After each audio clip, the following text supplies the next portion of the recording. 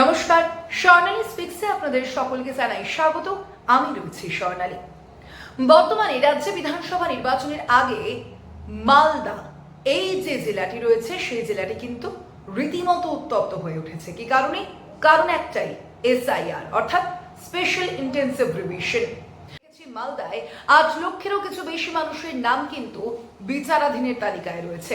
আর সেই কারণেই যে বিচারাধীনরা রয়েছেন, যে নাম বাদ যাওয়া ভোটাররা রয়েছেন, তারা ইতিমধ্যেই মালদার একাধিক কেন্দ্রে সেখানে বিক্ষোভ দেখিয়েছেন এবং কালিয়াচকে সেখানে জুডিশিয়াল অফিসার যারা অর্থাৎ বিচারকদের কিন্তু দীর্ঘক্ষণ আটকে রাখা হয়েছিল। অবশ্যই সেখানে গাফিলতির বিষয়ও কিন্তু উঠে এসেছে, প্রশাসনের গাফিলতির বিষয় উঠে এসেছিল। তবে গাফিলতির বিষয় তো আছে, তবে কালিয়াচকের যে ঘটনা তা কিন্তু একেবারেই বেনজির। অর্থাৎ যারা তথ্য যাচাই করছে তাদেরই দীর্ঘক্ষণ আটকে রেখেছিলেন বিক্ষোভকারীরা। এই ঘটনায় আমরা দেখেছি ইতিমধ্যেই মোফাক্কিরুল ইসলামকে গ্রেপ্তার করা হয়েছে। নির্বাচন কমিশন জানিয়েছে এই ব্যক্তি এই ঘটনার মূল চক্রে।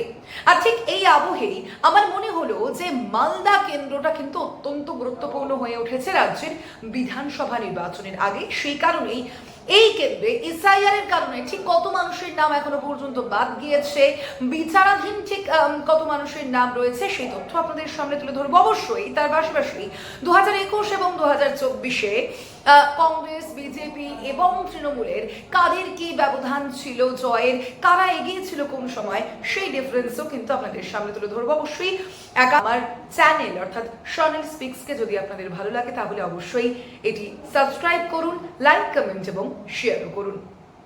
আসা যাক আলোচনায়। মালদার একাধিক কেন্দ্র রয়েছে, 12টি কেন্দ্র মূলত রয়েছে এবং 12টি কেন্দ্রের মধ্যে একেবারে প্রথম যে কেন্দ্র আমি বেছে নিয়েছি তা হচ্ছে সুজাপুর।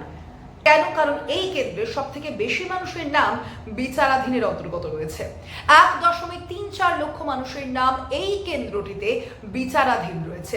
এই কেন্দ্রের ঠিক কি হিসেব আপনাদের জানাবো।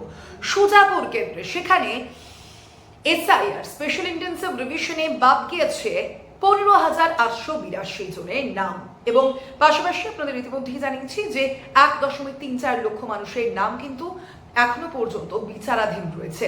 সেটা অত্যন্ত গুরুত্বপূর্ণ এই সুজাপুর কেন্দ্রের জন্য একেবারে বিধানসভা নির্বাচনের আগে। আর এই সুজাপুর কেন্দ্রে 2021-এ তৃণমূলের জয়ের ব্যবধান ছিল 1,30,163। যদিও আমরা দেখেছি এই যে সুজাপুর, সেই সুজাপুরে এবার কিন্তু সাবিনা ইয়াসমিনকে প্রার্থী করেছে তৃণমূল কংগ্রেস। সেটাও কিন্তু অত্যন্ত গুরুত্বপূর্ণ, কারণ সাবিনা ইয়াসমিন আমরা দেখেছিলাম গতবার অর্থাৎ 2021-এর বিধানসভা নির্বাচনে মোথাবাড়ি কেন্দ্রের হয়ে লড়াই করেছিলেন। যদিও এবার তার যে কেন্দ্র তা কিন্তু পরিবর্তন করা হয়েছে। আর এই কেন্দ্রে লোকসভায় আমরা দেখেছিলাম, যেটা খুবই গুরুত্বপূর্ণ, লোকসভায় কংগ্রেস এগিয়েছিল। কংগ্রেসের প্রার্থী এগিয়েছিলেন 83,629 ভোটে। বুঝতেই পারছেন, আপনাদের প্রথমেই জানিয়েছি যে এই যে মালদার জেলার যে বিভিন্ন কেন্দ্র রয়েছে সেখানে কিন্তু কখনো কংগ্রেস, কখনো বিজেপি, কখনো তৃণমূল তারা এগিয়েছে। আর এই কেন্দ্রে কংগ্রেস লোকসভা নির্বাচনে এগিয়েছিল। কেন্দ্র আপনাদের জানাবো মোথাবাড়ি। এখানেও কিন্তু অনেক মানুষের নাম বাদ গিয়েছে। এখানেও একই সঙ্গে আমরা দেখেছি ইতিমধ্যেই বিচারাধীন রয়েছে প্রায় 79,684 জন।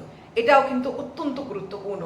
এই কেন্দ্রে এসআইআর স্পেশাল ইন্টেন্সিভ রিভিশনের কারণে বাদ গিয়েছে 10,222 জনের নাম। আর এই কেন্দ্রে যদি আমি 2021-এর বিধানসভা নির্বাচনের হিসাব আপনাদের সামনে রাখি, 2021-এ তৃণমূলের জয়ের ব্যবধান ছিল, সাবিনা ইয়াসমিনের কথা ইতিমধ্যেই আপনাদের জানিয়েছি, তিনি জয়ী হয়েছিলেন এই কেন্দ্রে 56,573 ভোটে। গুরুত্বপূর্ণ এই ব্যবধান। কিন্তু লোকসভা নির্বাচনে আবারও কিন্তু কংগ্রেস প্রার্থী তিনি এগিয়েছিলেন এই কেন্দ্রে অর্থাৎ মোথাবাড়িতে, তিনি এগিয়েছিলেন 35,134 ভোটে। আমরা জানি যদিও যে লোকসভা এবং বিধানসভা নির্বাচনের যে সমীকরণ, যে ইকুয়েশন, তা কিন্তু আলাদা হয়, কিন্তু তবুও এগিয়ে থাকা মানে তো এগিয়ে থাকাই। অবশ্যই 2021-এর সঙ্গে 2024-এর যে একটা পার্থক্য, একটা যে সময়ের মধ্যে মানুষের যে পরিবর্তন, মানুষের যে সমর্থনের পরিবর্তন, তা কিন্তু ঘটেছে বলেই দেখা গিয়েছে অন্তত পক্ষে। এবং 2024-এ কিন্তু তৃণমূল কংগ্রেসের দিক থেকে মুখ ফিরিয়ে মানুষ কংগ্রেসের দিকে ঝুঁকে পড়েছিল, আবার কিছু ক্ষেত্রে বিজেপির দিকেও ঝুঁকে পড়তে দেখা গিয়েছে। মানিকচক কেন্দ্র, এটাও কিন্তু অত্যন্ত গুরুত্বপূর্ণ। এই কেন্দ্রে স্পেশাল ইন্টেন্সিভ রিভিশনের কারণে বাদ গিয়েছে 17,196। আর এই কেন্দ্রে 2021-এ কিন্তু তৃণমূল জয়ী হয়েছিল, সেখানে জয়ের ব্যবধান কত ছিল? 33,871। আর এই কেন্দ্রে মালদা দক্ষিণের অন্তর্গত কিন্তু এই কেন্দ্র, অর্থাৎ মানিকচক কেন্দ্রটি। আর এখানে কংগ্রেসের ঈশা খান চৌধুরী জয়ী হয়েছিলেন, আমরা দেখেছিলাম লোকসভার প্রেক্ষিতে বলছি আপনাদের। মানিকচক কেন্দ্রে যদিও লোকসভায় ভারতীয় জনতা পার্টি এগিয়েছিল, এই কেন্দ্রে ঈশা খান চৌধুরী তিনি যদিও মালদা দক্ষিণে তিনি জয়ী হয়েছিলেন, তবে এই কেন্দ্রে পার্টিকুলারলি এই মানিকচকে সেখানে কিন্তু ভারতীয় জনতা পার্টি এগিয়েছিল। কত ভোটে? না 8,535 ভোটে। গুরুত্বপূর্ণ এই কেন্দ্র আরো বেশি করে এই কারণেই যে এবারে সেখানে বিজেপি এগিয়ে থাকে নাকি কংগ্রেস নাকি তৃণমূল বাজিমাত করে, সেই প্রশ্ন অবশ্যই থাকছে। পরবর্তী কেন্দ্রে চলে আসি মালদায় স্পেশাল ইন্টেন্সিভ রিভিশনের কারণে বাদ গিয়েছে 20,312 জনের নাম। এই কেন্দ্রে 2021-এ বিজেপি জয়ী হয়েছিল, তাদের জয়ের ব্যবধান ছিল 15,456। লোকসভায়ও কিন্তু বিজেপি এগিয়েছিল, সেখানে তাদের যে ব্যবধান ছিল তা ছিল 63,429। পরবর্তী কেন্দ্র অর্থাৎ রতুয়াতে স্পেশাল ইন্টেন্সিভ রিভিশনের কারণে বাদ গিয়েছে 20,998 জনের নাম। এই কেন্দ্রে 2021-এ জয়ের ব্যবধান ছিল তৃণমূলের 75,650। আর লোকসভায় কিন্তু যদিও কংগ্রেস প্রার্থী এগিয়েছিলেন, কত ভোটে এগিয়েছিলেন তিনি? 33,859 ভোটে কিন্তু তিনি এগিয়েছিলেন। এখানে এসআইআরে বাদ পড়েছে 20,998 জনের নাম।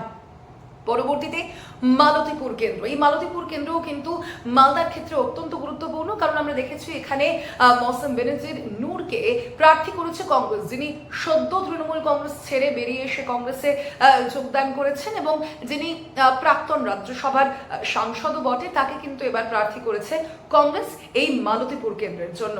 আর সেখানে এবার 80,000 মানুষের নাম কিন্তু বিচারাধীন রয়েছে। এই কেন্দ্রে আপনাদের জানাবো 2021-এ তৃণমূল জয়ী হয়েছিল, তাদের জয়ের ব্যবধান ছিল 91,949। অন্যদিকে লোকসভায় যদিও কংগ্রেস এগিয়েছিল, অবশ্যই সেই কারণেই মৌসম বেনজির নূরকে যে এবার এখানে প্রার্থী করা হয়েছে, তিনি কিন্তু কোথাও গিয়ে একটা মনে হচ্ছে, অন্ততপক্ষে রাজনৈতিক বিশ্লেষকরা মনে করছেন তিনি এই কেন্দ্রে এগিয়ে রয়েছেন। লোকসভার হিসাব জানাবো আপনাদের। লোকসভা নির্বাচনে কংগ্রেস এই কেন্দ্রে অর্থাৎ মালতীপুরে এগিয়েছিল 15,921 ভোটে। আর এই কেন্দ্রে এবার এসআইআর স্পেশাল ইন্টেন্সিভ রিভিশনের কারণে বাদ গিয়েছে 16,165 জনের নাম। হরিশ্চন্দ্রপুর, এখানে এবার এসআইআর বাদ গিয়েছে 18,186 জনের নাম। এই কেন্দ্রে তৃণমূল জয়ী হয়েছিল 2021-এ। 2021-এ তৃণমূলের যে জয়ের ব্যবধান ছিল তা ছিল 77,473। আর লোকসভায় কিন্তু কংগ্রেস এগিয়েছিল, অর্থাৎ বেশ কিছু কেন্দ্রে মালদার কিন্তু কংগ্রেস লোকসভা নির্বাচনে এগিয়ে থেকেছে। অবশ্যই সে কারণেই কংগ্রেসের কিছুটা হলেও সম্ভাবনা এই বিধানসভা নির্বাচনেও কিন্তু রয়েছে জয়ী হওয়ার বা এগিয়ে থাকার।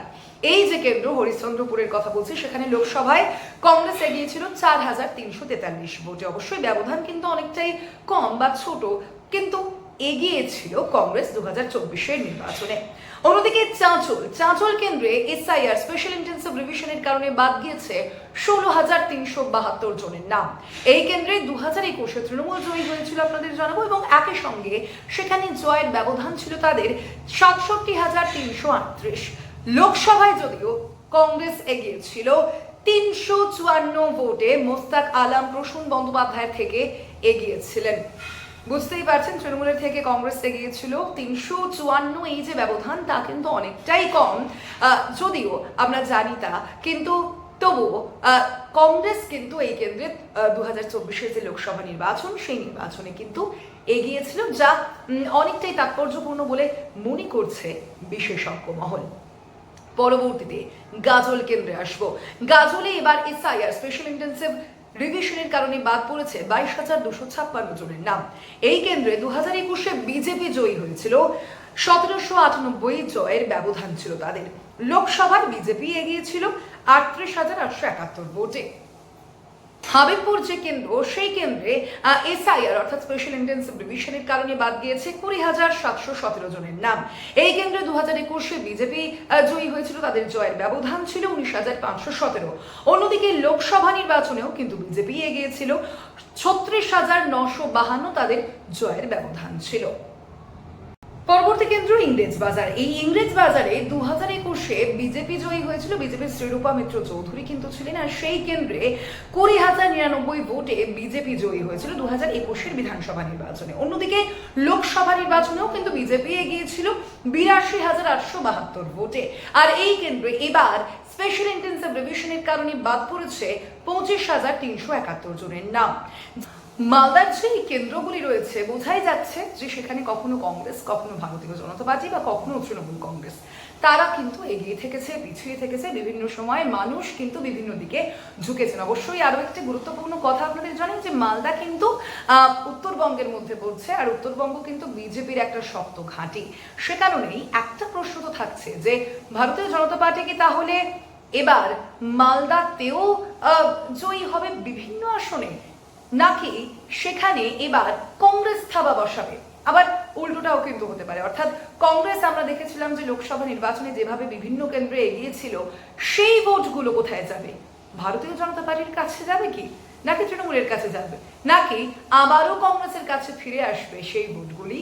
সেই প্রশ্ন থাকছে। অবশ্যই আমরা জানি যে তৃণমূল কংগ্রেসের বিরুদ্ধে প্রতিষ্ঠান বিরোধিতার হাওয়া কিন্তু রয়েছে, এবং উত্তরবঙ্গে যে তৃণমূলের যে কিছুটা হলেও একটা দুর্বলতা রয়েছে সেটা কিন্তু বারংবার বোঝা গিয়েছে। আমরা দেখেছি ইতিমধ্যে উত্তরবঙ্গ থেকেই মুখ্যমন্ত্রী মমতা বন্দ্যোপাধ্যায় তিনি তার প্রচার শুরু করেছেন। এটাও কিন্তু খুব গুরুত্বপূর্ণ একটা কারণ উত্তরবঙ্গ কিন্তু তৃণমূল কংগ্রেসের কাছে, রাজ্যের শাসক দলের কাছে বরাবরই ভীষণ গুরুত্বপূর্ণ থেকেছে। আর যেখানে রাজ্যের প্রধান বিরোধী দলগুলি সেখানে তাদের ভোট ব্যাংকে, সেখানের যে মানুষজন আছে সেই মানুষজনের ভোটে যখন অগ্রাধিকার পেয়ে থাকে, সেখানে খুব স্বাভাবিকভাবেই শাসক দল যে ঝাঁপিয়ে পড়বে তা তো বলাই বাহুল্য। এবং মুখ্যমন্ত্রী মমতা বন্দ্যোপাধ্যায় তিনি কিন্তু এবার প্রচার শুরু করেছেন উত্তরবঙ্গ থেকে। অবশ্যই ঠিক সেই প্রেক্ষাপটেই মালদা অত্যন্ত গুরুত্বপূর্ণ একটি জেলা। অবশ্যই এই যে জেলা রয়েছে সেখানে একাধিক কেন্দ্রের কথা আলোচনা করেছি আপনাদের সঙ্গে। সেই কেন্দ্রগুলিতে আপনাদের কি মনে হচ্ছে, কারা এবার জয়ী হবে বা কারা এবার এগিয়ে থাকবে, সেই বিষয়টিও কিন্তু কমেন্ট করে অবশ্যই আমাকে জানানোর অনুরোধ রইল। পাশাপাশি আরো একটি অনুরোধ করব, আমার এই তথ্য যদি আপনাদের ভালো লাগে তাহলে আমার চ্যানেল স্বর্ণালী স্পিক্সকে সাবস্ক্রাইব করুন, লাইক, কমেন্ট এবং শেয়ারও করুন, এবং একই সঙ্গে বেল আইকনেও কিন্তু ক্লিক করবেন। আজ এ পর্যন্তই, ধন্যবাদ, শুভরাত্রি।